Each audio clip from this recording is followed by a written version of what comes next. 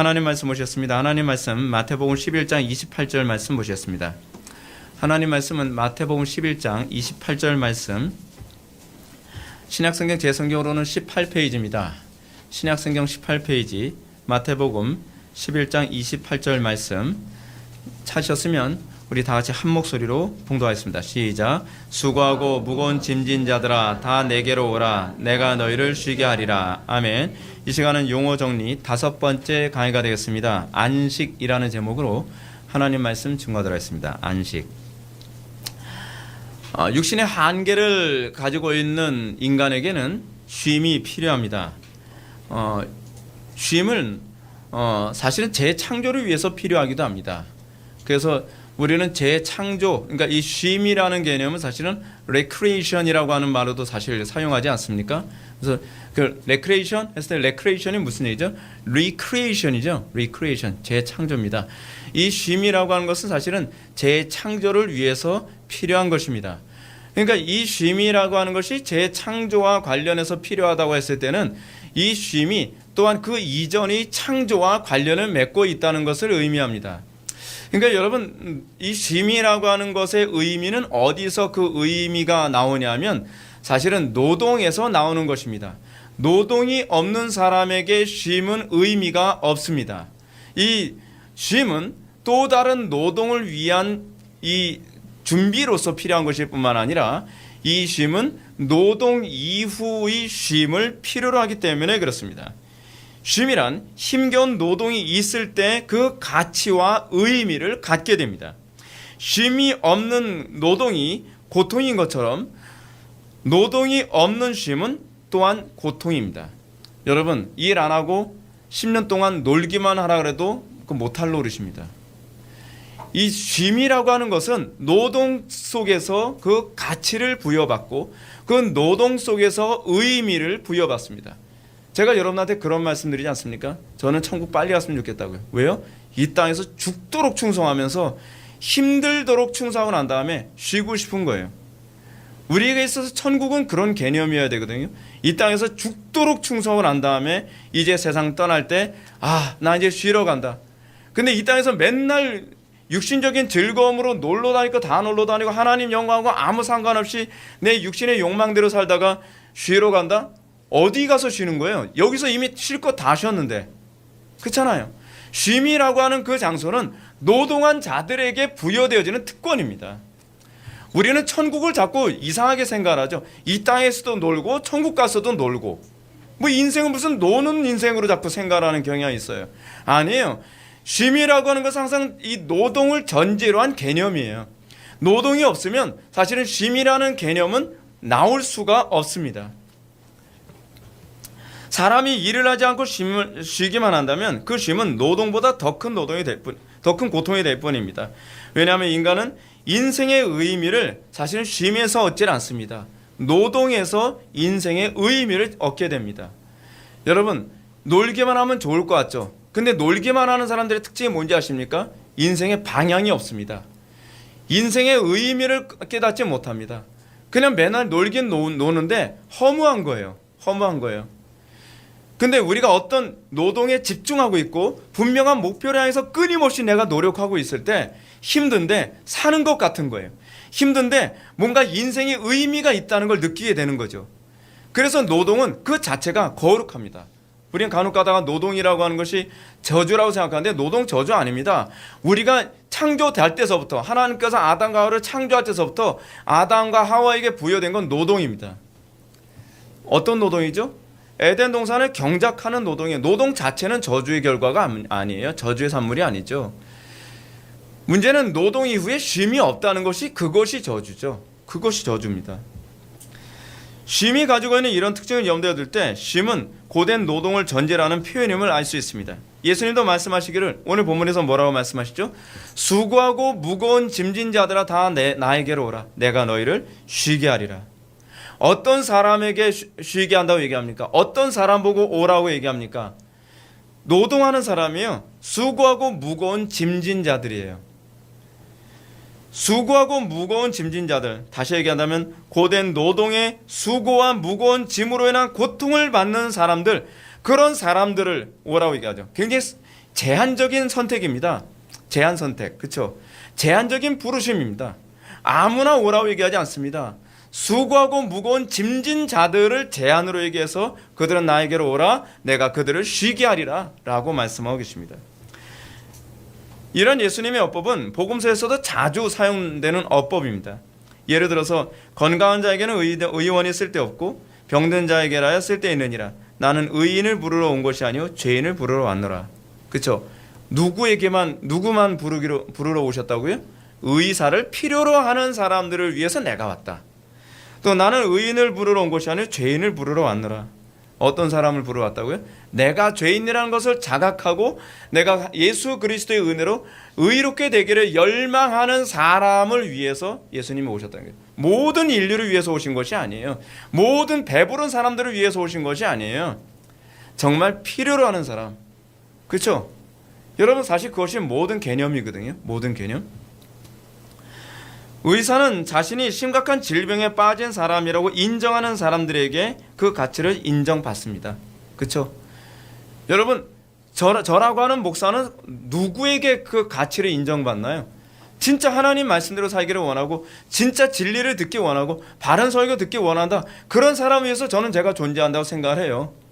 그냥 들러리 하듯이 교회나 왔다 갔다 하면서 그냥 세월 때우면서 그냥 스트레스 안 받고 부조리 저지르지 않는 그런 쓰레기 같은 그런 목사 아니면 돼라는 차원에서 제가 존재하는 건 아니라고 생각을 해요. 저는 제가 목회를 하면서 저는 정말 의사를 필요로 하는 사람들을 위해서 저는 제가 존재한다고 생각을 합니다. 예수님은 자신이 죄인임을 심각하게 자각하는 사람에게 가치를 인정받습니다. 자기 자신이 죄인이라는 것을 인식하지 못하는 사람들은 예수님의 가치를 인정하지 못할 뿐만 아니라 예수님을 어찌하든지 제거하고 싶어서 못 견디죠. 그렇지 않습니까? 가치를 볼 줄 아는 거, 여러분 그게 복이라는 거 알고 계십니까? 밭에 감추인 보화의 비유, 그리고 이 진주의 비유가 사실은 소위 가치에 대한 이 안목이 얼마나 중요한지를 우리들에게 잘 얘기해주고 있습니다. 안식은 자신에게 쉼이 없음을 자각하는 자들에게만 제공되는 것입니다. 자기 자신이 쉼이 있다고 생각합니까? 나는 굳이 꼭 예수님이 필요하다고 생각하지 않아. 난 굳이 진리가 필요하다고 생각하지 않아. 난 굳이 그렇게까지 예수 믿을 필요가 없다고 생각을 해. 그렇다면 그런 복음하고 아무 관계가 없는 거예요. 많은 사람들이 그럽니다. 굳이 꼭 교리를 그렇게 배워야 되나요? 굳이 예수를 그렇게 믿어야 되나요? 굳이 주일 성서 그렇게 엄격하게 해야 되나요? 아이고 그 사람은 복음이 별로 필요를 못 느끼는 사람이구만. 그리스도 안에서의 쉼이라고 하는 것에 대한 필요를 못 느끼는 사람이네. 그러면 그 사람은 어떤 사람입니까? 그 사람은 복이 없는 사람이죠. 그 사람은 사실 아직 구원이 뭔지 모르는 사람이고 구원을 받을 만한 사실은 이 준비조차도 돼 있지 않은 사람입니다. 쉼이 없다는 말은 두 가지 의미가 있습니다. 첫 번째는 하나님의 백성이 주님의 일을 위해 극심한 수고와 헌신하고 있는 상태를 얘기합니다. 그런 사람에게 쉼이 필요하죠. 이 땅에서 성도들은 죽도록 충성하는 사람들입니다. 그리고 나서 어디 가서 쉬어요? 영원한 천국에 가서 쉬는 거예요. 그런 차원에서 영원한 천국은 그냥 낙원이 아니라 안식처라고 명명되어집니다. 둘째로 어떤 사람에게 이 쉼이 필요합니까? 죄의 억압으로 인해 심한 심령에 쉼이 없는 상태에 있는 사람. 그렇죠? 여러분들 마음에 쉼이 없습니까? 죄로 인해서 쉼이 없고 내가 정말 이 죄로부터 자유하지 못한 것에 대한 쉼이 없다. 나는 죄 지는 거 재미있는데, 나는 죄 지는 거에서 즐거움을 느끼는데, 나는 세상의 죄를 즐기면서 나는 쉼을 느끼는 것 같은데 요즘 너무 회사 일하느라고 지쳤는데 쉬어야겠어. 그러면서 죄 져요. 여러분 그런 사람에게 과연 복음이 필요한 것인가? 아니죠. 그걸 짐이라고 생각하는 사람, 이 죄를 짐이라고 생각하고 이 하나님의 말씀대로 살지 못하는 죄악된 삶을 살아가는 걸 이것을 고통이라고 생각하는 사람에게 정말 쉼이 필요한 것이죠. 그걸 위해서 그리스도가 존재하는 겁니다. 예수님은 이 두 종류의 사람들에게 쉼을 주십니다. 그럼 예수님은 쉼이 없는 인간에게 어떻게 또는 어떤 쉼을 주신다는 겁니까? 성경에서 쉼에 해당하는 단어는 안식입니다. 안식, 사바스. 이 안식이라는 단어는 창세기 2장에서 처음 등장합니다. 하나님께서 6일 동안 창조를 하신 후에 제7일에 안식하셨다라고 얘기합니다. 하나님이 그가 하시던 일을 일곱째 날에 마치시니 그가 하시던 모든 일을 일곱째 날에 안식하시니라. 여기도 안식은 고된 노동 후에 쉬는 것을 의미하고 있습니다. 노동을 모르는 사람에게 안식은 가치도 없고 의미도 없습니다. 그래서 여러분, 노동 자체는 복입니다. 노동이 왜 복이죠? 쉼의 가치를 알기 때문에 복이에요. 쉼의 가치를 모르는 사람은 쉼도 복이 되지는 못해요. 예수님의 가치를 모르는 것은 사실은 고된 노동을 모르기 때문에 그렇습니다. 짐을 모르기 때문에, 그리고 이 억압이 뭔지 모르기 때문에 예수님의 가치도 모르는 거죠. 우리는 이 구절에 대해서 한 가지 의문을 갖게 됩니다. 뭐냐면, 하나님은 인간처럼 노동을 하신 후에 쉼이 필요한 존재가 아니에요. 하나님은 전능하신 분 아니십니까? 근데 왜 하나님께서 쉬셔야만 하는가? 하나님은 6일간 창조하신 후에 제7일에는 안식하셨다라고 얘기합니다. 쉬셨다는 얘기입니다. 그럼 우리는 이 표현을 어떻게 이해하셔야만 합니까? 하나님도 하시다 보니까 이건 너무 피곤해. 그래서 그런 건가요? 여기서 안식을 하셨다는 말은 분명히 노동을 마치고 쉬셨다는 의미입니다. 그러나 이 안식은 인간처럼 하나님께서 고된 노동 후에 쉼이 필요했음을 의미하는 게 아니에요. 신학적인 의미를 담고 있습니다. 전능하시고 영이신 하나님께 노동 후의 쉼이란 필요가 없습니다. 이것은 인간과 피조물에게 복을 주시기 위한 것일 뿐입니다. 이러한 사실은 출애굽기 20장 11절에서 예수님께서 하나님께서 일곱째 날을 여호와께서 복되게 하사 거룩하게 하셨다라는 이 말씀 속에서도 우리는 잘 알 수 있습니다. 다시 말해서 하나님의 안식은 하나님 자신을 위한 것이 아니라 피조물, 즉 특히 사람에게 복을 주시기 위해서 주신 거예요. 아니, 하나님 당신이 쉬시고 나서 무슨 우리한테 복을 주신다고 얘기를 하는 거예요. 여러분, 우리는 성경이 굉장히 신학적이라는 개념을 우리는 인식해야만 합니다. 자꾸 창세기를 과학적으로 해석하려고 하는 것은 좀 성경의 의도를 잘못 이해하는 거죠. 성경은 신학적으로 우리들에게 기록되어 있습니다. 말하고자 하는 메시지가 굉장히 신학적입니다. 이런 사실은 예수님께서 이렇게 말씀하신 분에서 잘 알 수 있습니다. 안식일이 사람을 위하여 있는 것이 아니요 사람이 안식일을 위하여 있는 것이 아니니. 이 가르침 속에서 뭘 알 수 있죠? 안식일이 사람을 위해서 있는 것이라는 걸 알 수 있죠. 그러면 일곱째 날에 안식이 어떻게 복된 날이 된다는 겁니까? 이 날을 통해서 영원한 안식을 바라보게 하기 때문에 그렇습니다. 영원한 안식. 예를 들어서 그러지 않습니까? 여러분, 우리가 안식을 누리게 될 때, 우리가 예를 들어서 이 땅에서 안식을 조금씩 맛보게 될 때 우리는 뭘 바라보게 되죠? 이 완전한 안식을 열망하게 되죠. 그렇죠? 즉 하나님께서는 제7일 안식을 통하여서 영원한 안식을 우리가 바라보기를 원하십니다. 영원한 안식이란 무엇인가요? 하나님 나라 혹은 천국이라고 얘기할 수 있죠. 그럼 하나님 나라는 무엇입니까? 한마디로 말해서 하나님께서 통치하시는 나라를 말합니다. 단순히 죽어서 가는 나라가 아니라 하나님께서 통치하시는 상태를 말합니다. 하나님의 나라를 얘기할 때 여러분, 하나님의 나라 하게 되면 항상 여러분은 뭘 같이 떠올리셔야 되냐면 이제부터는 그리스도를 같이 떠올리십시오. 하나님의 나라 안에 있다라고 하는 것은 그리스도 안에 있다라는 개념입니다. 그리고 하나님 나라에서 안식을 누린다는 것은 그리스도 안에서 안식을 누린다라는 얘기로 같이 이해되어져야만 합니다. 그래서 영원한 천국에 간다라고 하는 것은 주님 품에 안긴다는 얘기예요, 여러분. 자꾸 영원한 천국 하게 되면 그 이방 종교적 낙원을 자꾸 떠올리는데, 영원한 천국에 간다 하게 되면 내가 주님 품에 안기고 온전히 그리스도 안에 거함이라고 하는 개념으로 이해하면 틀림없습니다. 여러분, 성경 하나님 나라에 가기 이전의 상태를 우리는 뭐라고 얘기하냐면 하나님 나라에 들어가기 이전 상태. 이전 상태는 뭐라고 하죠? 죄에 노예된 상태라고 말하는 것을 알 수 있습니다. 죄에 노예된 상태에 있는 사람들이 우리가 하나님 나라 안에 들어감으로써 어떻게 됩니까? 비로소 안식을 누리게 되는 것입니다. 쉼을 누리게 되죠. 사단의 나라는 어떤 나라죠? 사단의 나라는 죄의 싹스로 우리를 지배하고 우리를 죄로 혹독하게 억압해서 쉼이 없는 상태에 있습니다. 근데 많은 사람들은 죄 짓는 걸 쉼이 있다고 생각하는 사람도 있습니다. 그래서 복음을 전하면서 우리가 뭘 하는 겁니까? 그 사람들한테 각성하는 거죠. 그렇죠? 일루미네이션 하는 거예요. 뭐죠? 넌 그게 쉼이 아니야. 실제로 너는 쉬고 있는 것이 아니라 너는 억압받고 있는 거야. 여러분, 이거 잘하는 사람들이 누군지 아십니까? 페미니스트예요. 페미니스트. 이걸 역으로 사용하고 있죠. 역으로 사용하고 있어요. 부부가 서로 행복하게 잘 살고 있는데 뭐라고 해요? 일루미네이션 해주죠. 일루미네이션. 너는 남편한테 지배받고 있는 거야. 나 이제껏 지배받고 있는 거였어? 난 행복한 줄 알았는데 아니야. 넌 그걸 안식이라고 생각하니? 안식은 뭔지 알아? 부부 싸움이 안식이야. 이런 궤변이 어디 있어요? 근데 여러분, 이 논리가 성경의 논리와 굉장히 같은 방식이기 때문에 잘 먹혀 들어가는 거예요. 복음이 뭔지 아십니까? 복음은 죄에서 안식하고 있다고 생각하는 사람들에게 그건 안식이 아니라 바로 억눌림이라는 것을 그들에게 어떻게 하는 거예요? 각성케 하는 거예요. 그래서 이것이 자유함이 아니라 이것이 바로 노예 생활이라는 것을 알게 하는 거죠. 근데 여러분, 이런 것을 각성하게 하는 것이 무엇이냐면 바로 플라톤주의도 이제 그런 방식으로 하거든요. 자, 어쨌든 하나님의 나라는 죄의 혹독한 억압으로부터 쉼이 없는 상태이고, 반대로 하나님의 나라는 하나님의 통치 안에서 죄와 사망의 통치로부터 자유로운 상태입니다. 이것이 바로 안식입니다. 그래서 천국을 안식의 나라라고 얘기합니다.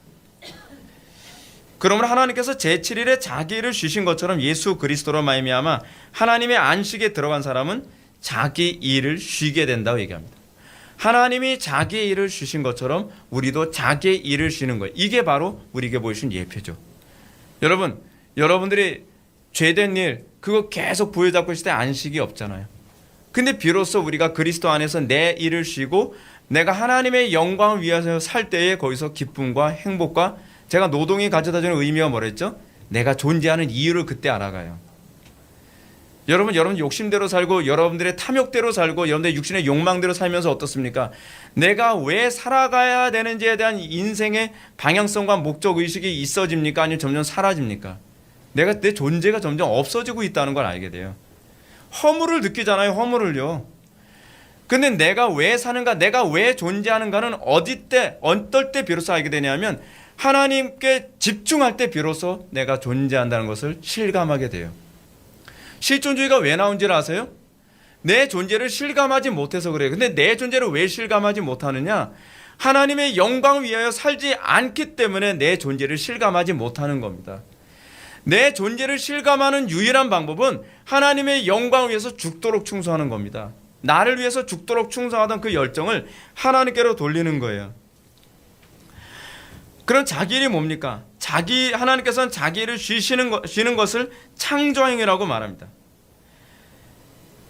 그러나 하나님께서 자기 일은 하나님의 말씀을 거역하고 사람에게 자기 일은 뭡니까? 하나님의 말씀을 거역하고 육체의 만족을 위해 사는 죄의 노예 생활을 자기 일이라고 얘기하죠.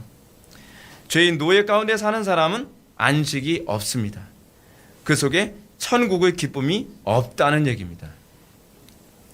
이러한 사실은 히브리서 기자가 안식에 들어가길 바라는 사람들을 향하여 던진 경고에도 잘 나타나고 있습니다. 또 하나님이 40년 동안 누구에게 노하셨느냐?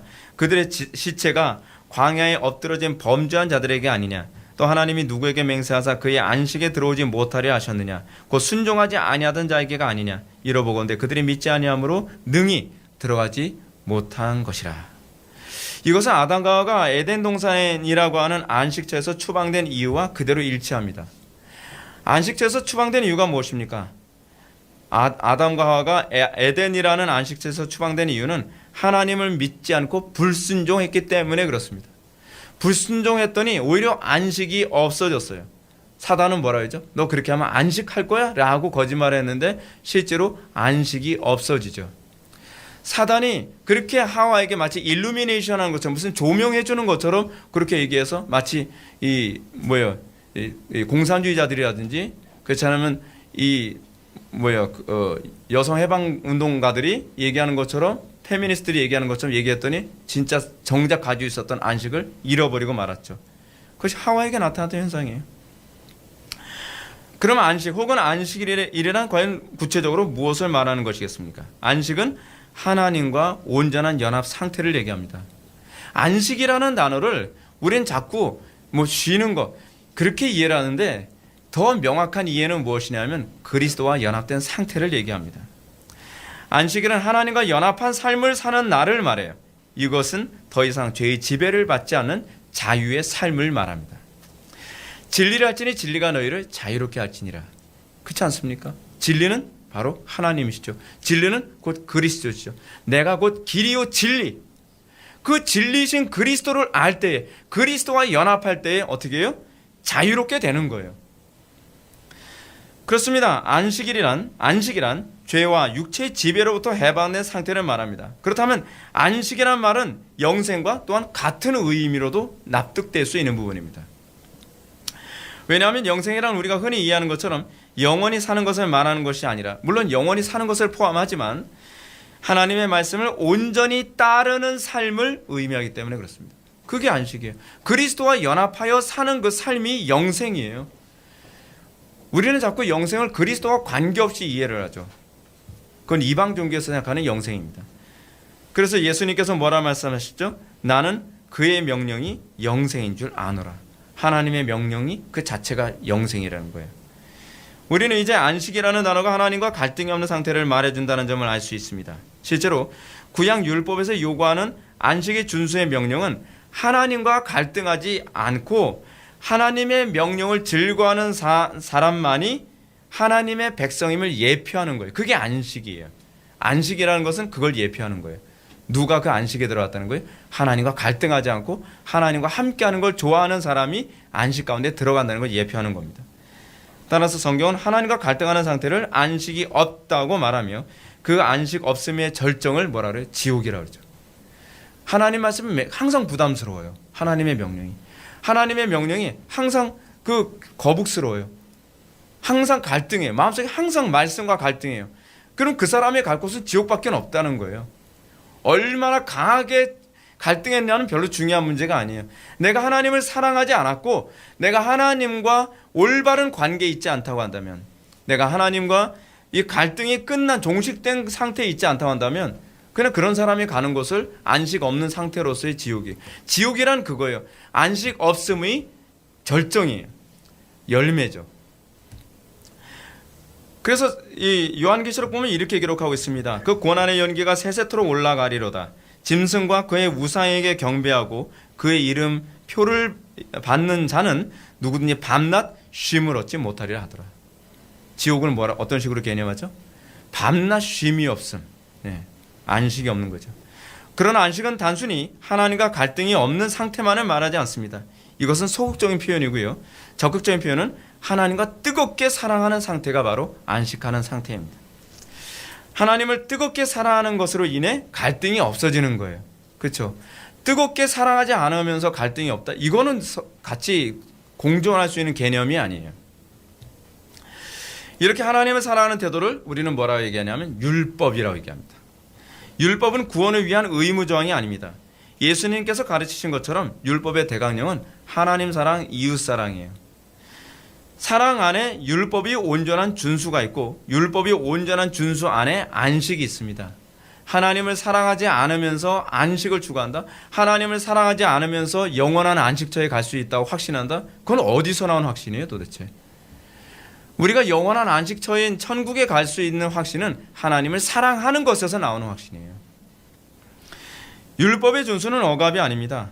오히려 그 자체가 자유예요. 자유.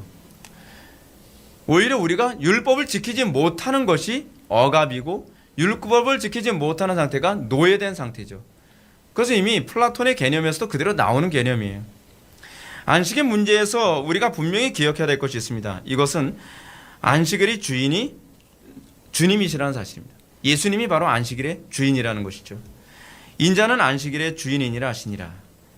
주님이 안식일의 주인이라는 사실은 안식의 주도권이 하나님께 있다는 뜻이에요. 이 안식일의 주인이 주님께 있다는 얘기는요. 쉽게 말해서 안식을 인간의 방식대로 안식하지 말아야 한다는 사실입니다. 우리는 안식을 내 방식대로 안식하려고 하죠. 그렇죠? 안식일을 어떻게 정해요? 노는 걸 안식이라고 생각해요. 그래서 어떤 분은 이렇게 얘기합니다. 야, 주일날 좀 안식해야 되는 거 아니야? 안식하는 거라면서 무슨 주일날 맨날 교회 가. 여러분, 우리는 진정한 안식을 하나님과의 관계 안에서 하나님의 방식대로 안식하는 것입니다. 그렇기 때문에 구약에서 안식을 뭐라고 얘기하냐면 그 안식일을 나의 안식일이라고 얘기했어요. 나의 안식일. 그러니까 안식일이 누구의 소유예요? 하나님의 소유라는 개념이죠. 따라서 안식일적 삶이란 그의 택한 백성들이 더 이상 자기를 위해서 자기 방식대로 살지 않고 하나님을 위해서 하나님의 방식대로 살아가는 것만 안식이에요. 그리고 그렇게 살겠다라고 고백하는 날을 안식일이라고 얘기하는 거예요. 그래서 안식일적 삶이란 그의 택한 백성들이 항상 하나님의 뜻과 하나님의 방식대로 헌신하는 삶을 의미합니다. 우리 중에 누구든지 자기를 위하여 사는 자가 없고 자기를 위하여 죽는 자도 없도다. 사도 바울이 로마서에서 얘기하죠. 근데 이게 바로 안식일적 삶을 잘 표현한 개념입니다. 안식일적 삶이 자기를 위해 살지 않고 하나님을 위해 사는 것임에도 불구하고 주님은 안식일이 사람을 위한 것이라고 또한 가르칩니다. 안식일이 사람을 위한 거예요. 또 이르시되 안식일이 사람을 위하여 있는 것이 아니요 사람이 안식일을 위하여 있는 것이니라. 아니니. 여러분 이게 무슨 얘기입니까? 안식일의 주인은 예수님이신데 안식일이 우리를 사람을 위해서 있다는 얘기가 무슨 얘기일까요? 아니 쉬기는 하나님이 쉬시고 나서 무슨 우리를 위해서 그날이 있다고 얘기하는 거죠? 자, 이 말씀을 어떻게 이해해야 될까요? 이 말씀을 이해하려면 우리는 서론에서 던졌던 질문에 다시 한번 대답을 해야 되겠죠. 서론에서 제가 뭐라 그랬죠? 우리는 전능하신 하나님께서 창조 사역을 마치신 후에 굳이 쉴 필요가 없는 분이셨어요. 우리는 쉬어야 되는 존재. 왜냐하면 우리는 육신을 입고 있는 존재니까.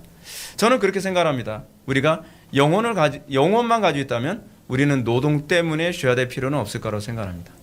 우리가 노동 이후에 쉬어야 되는 이유는 우리가 육신을 입고 있기 때문에 그렇거든요. 제가 개인적으로 그렇습니다. 저는요 마음 같아서는 진짜 밤낮 주의 일만 할 수 있었으면 좋겠어요. 해야 할 일은 너무 많은데 육신의 체력이 안 따라오니까 제가 요번에도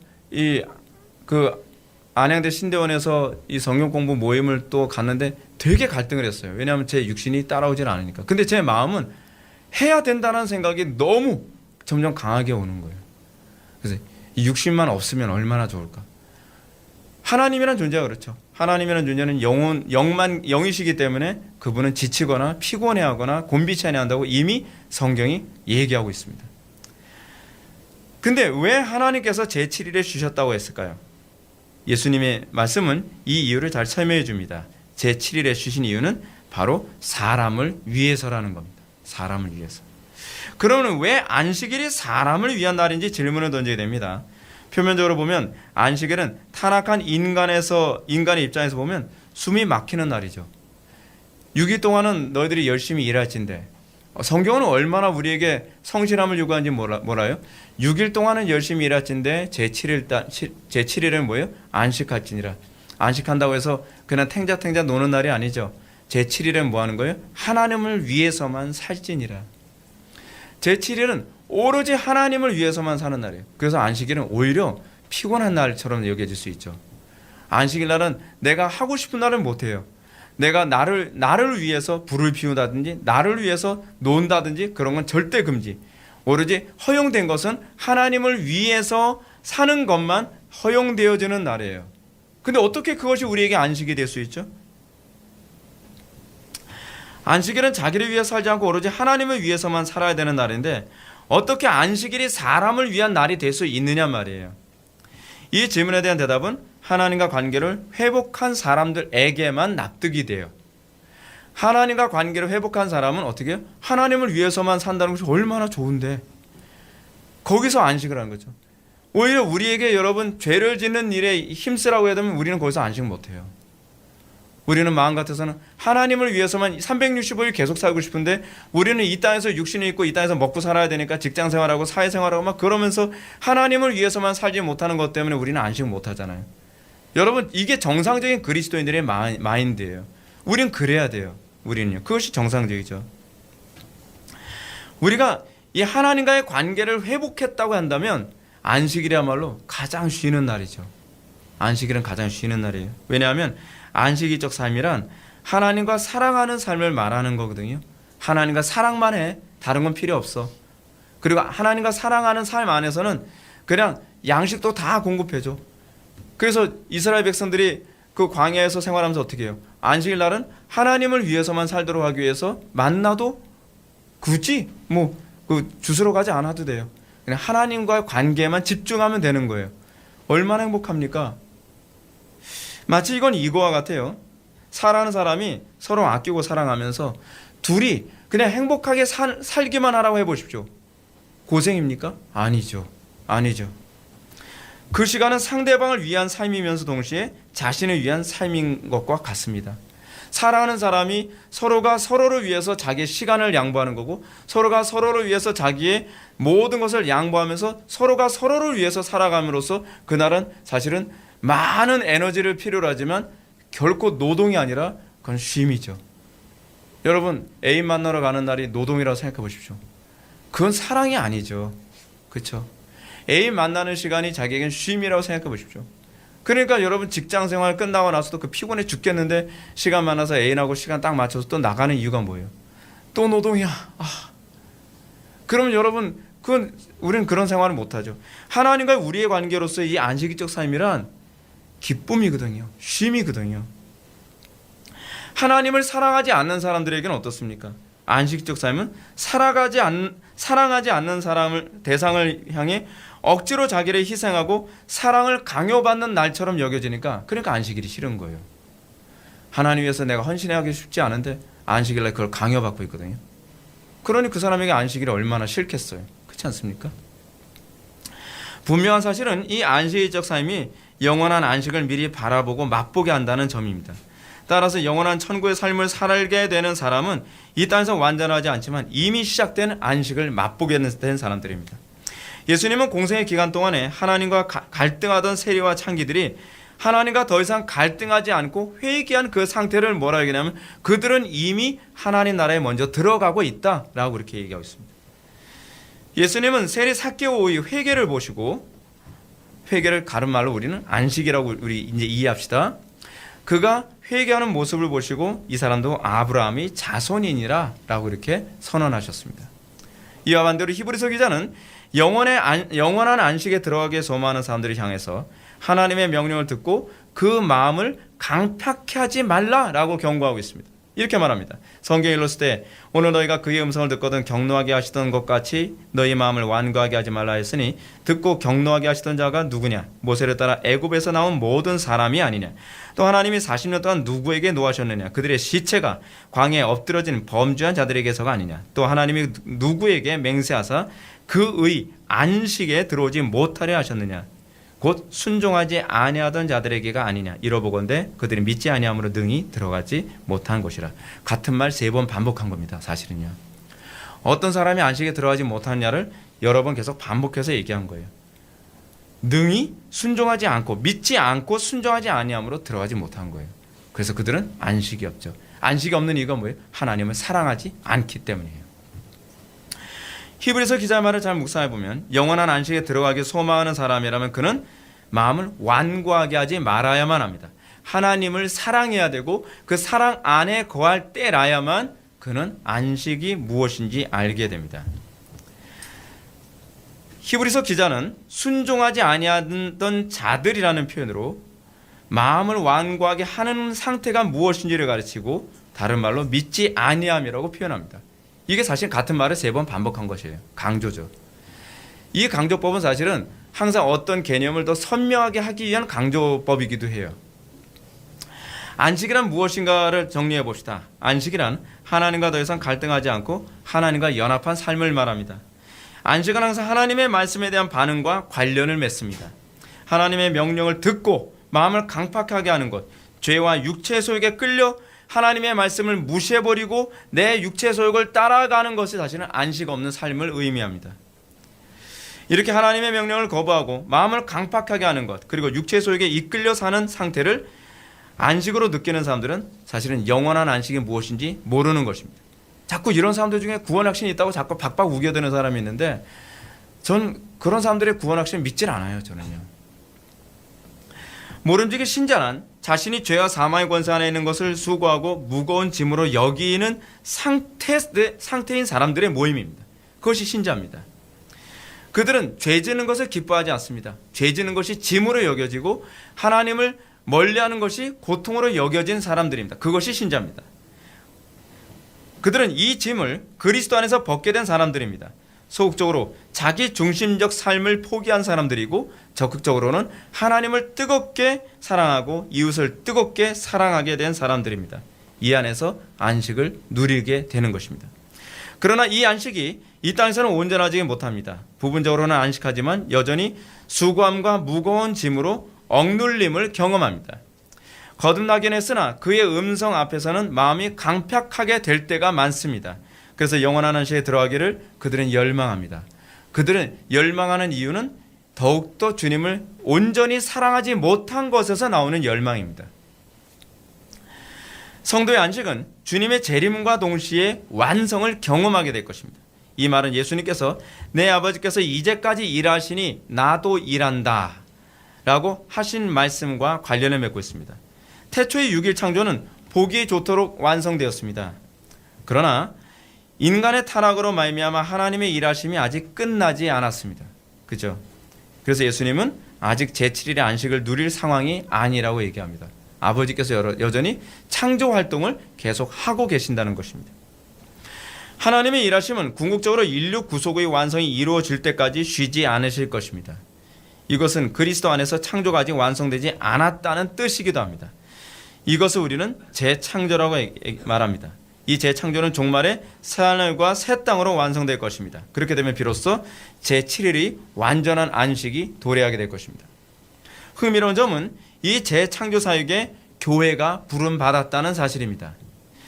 교회는 단순히 하나님께서 완성해 놓으신 안식처에 그냥 쏙 들어가고 말면 되는 그런 존재가 아닙니다. 우린 자꾸 그렇게 생각하잖아요. 하나님께서 안식처 만들어 놓으셨으니까 몸뚱아리만 쏙 들어가면 되는 것처럼 안식처를 그렇게 생각하는데 그렇지 않습니다. 하나님께서는 창조를 시작하시고 그 창조의 교회를 또한 창조하셔서 그 교회가 창조의 완성, 다시 얘기하면 안식처를 교회를 통해서 완성하기를 원하십니다. 그래서 에덴 동산을 완전체로 주질 않으셨어요.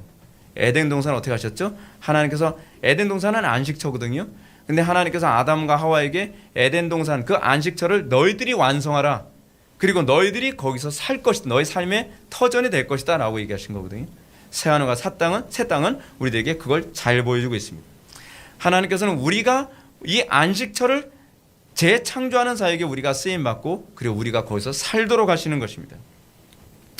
교회는 하나님의 재창조 사역의 완성을 위해 중요한 역할을 담당합니다. 교회의 헌신과 충성을 통해 안식이 확산됩니다. 이리하여 안식처를 우리 손으로 완성되도록 하시고 마지막 날에 그 안식처에서 우리가 안식하도록 하신 것입니다. 포도원 품꾼의 비유처럼 교회는 하나님 나라 즉 안식처 경작을 위해 죽도록 충성하는 제사장 나라로 부름받은 존재입니다. 그들은 이 땅에서 고달프게 죽도록 충성하면서 영원한 안식처에서 쉼을 기대하는 사람들입니다. 물론 그들의 심령은 이미 그의 안식을 누리고 있습니다. 그러나 전인격적인 안식은 예수님의 재림을 통해서 온 세상이 새하늘과 새 땅으로 완성될 때 비로소 영혼과 육체 전체가 안식하게 될 것입니다. 죽은 상태에서의 안식은 영혼만의 안식이라고 한다면 새하늘과 새 땅의 도래 때에 안식하는 것은 영혼과 육체 전체가 안식하게 되는 것입니다. 그날의 주님은 그들의 눈에서 모든 눈물을 씻어 주실 것입니다. 이 말은 안식을 주시는 주체는 천당이라는 장소가 아니라 바로 예수 그리스도심을 상기시켜 줍니다. 우린 자꾸 천당이라는 장소가 우리에게 안식을 준다고 생각하는데 그게 아니에요. 예수님이 우리들에게 안식의 주체이십니다. 예수 그리스도께서 바로 안식처가 되신다는 얘기입니다. 이런 차원에서 안식의 핵심은 예수 그리스도입니다. 예수 그리스도는 성전이면서 안식일의 주인이면서 안식처이기도 합니다. 신자는 이 세상에서 오로지 주님 안에서만 안식하게 됩니다. 세상의 다른 어떤 것도 우리에게 안식을 제공하지 않습니다. 이것을 믿고 그 안에서만 안식을 추구하는 사람들을 우리는 그리스도인이라고 얘기합니다. 찬송가 456장의 가사처럼 거친 세상에서 실패하거든 뭐예요? 그 손 못자국 만져라. 고된 일 하다가 힘을 얻으리니 그 손 못자국 만져라. 여러분 이게 신자들의 고백입니다. 그리스도만이 안식임을 아는 사람들이 하는 고백입니다. 구약의 안식일은 이러한 개념을 우리들에게 예표로 알려줍니다.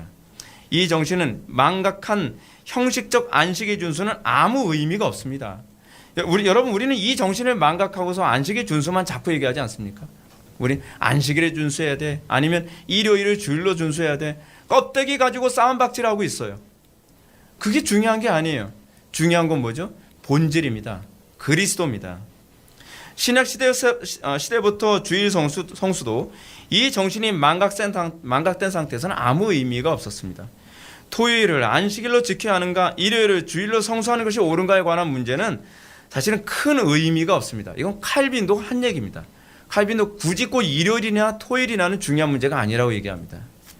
중요한 것은 믿음으로 예수 그리스도 안에 거하는 것입니다. 주님께서 그걸 위해서 한 날을 정해서 우리에게 주신 거예요. 바울은 어떤 사람은 이 날을 전날보다 낮게 여기고 어떤 사람은 모든 날을 같게 여기나니 각각 자기 마음으로 확정할지니라 라고 얘기합니다. 본질은 어느 날이 더 중요한가에 관한 문제가 아닙니다. 이 모든 것이 예수 그리스도로 말미암아 우리가 장차 누리게 될 영원한 안식을 예표한다는 사실입니다. 기도하시겠습니다.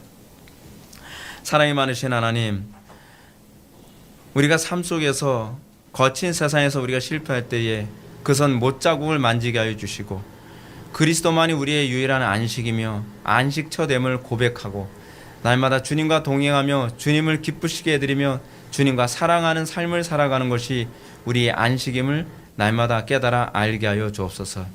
예수님의 거룩하신 이름으로 기도 올려옵나이다. 아멘.